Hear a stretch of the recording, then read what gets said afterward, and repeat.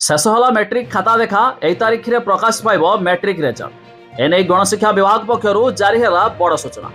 तेबे जो छात्र छात्री माने मैट्रिक परीक्षा देइछंती सेमाने चाहि बसछंती केबे सुधा रेजल्ट प्रकाश पाइब। तेबे सेमानक पई आसीगला आश्वस्तिकर खबर। आसंतु संपूर्ण अपडेट जानिबा ता पूर्वरु वीडियो को लाइक करंतु, सब्सक्राइब करनथिले एबे सब्सक्राइब करी पाखर थिबा घंटी चिन्ह को दबाइ दियंतु। देखंतु सरिला मैट्रिक खाता देखा मे द्वितीय सप्ताह रे प्रकाश पाइब मैट्रिक रेजल्ट। मैट्रिक खाता मूल्यांकन शेष होइछि।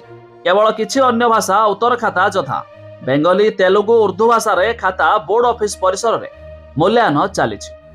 तबे राज्य रे 52टी जाक मूल्यांकन केंद्र रे मूल्यांकन सरी उत्तर खाता गुड़िक माध्यमिक शिक्षा परिषद बोर्ड कार्यालय रे कड़ा सुरक्षा व्यवस्था रे पहुंचबा परे सेगुड़िकर टाबुलेशन पई प्रस्तुति आरंभ होइछि।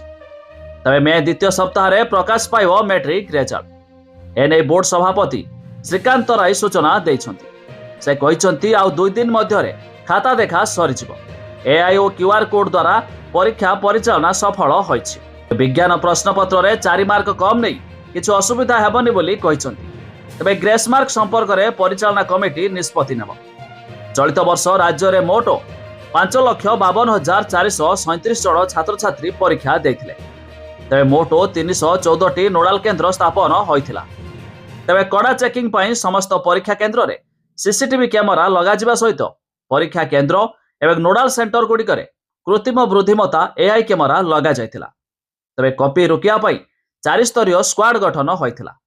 लाइव स्ट्रीमिंग माध्यम रे रियल टाइम कार्यावली तदारक करिया पई बोर्ड मुख्यालय रे एक नियंत्रण कक्ष प्रतिष्ठा करा जायतिला। तबे बोर्ड अधिकारी माने नियंत्रण कक्षरु परीक्षा कार्य तदारक करुथुले।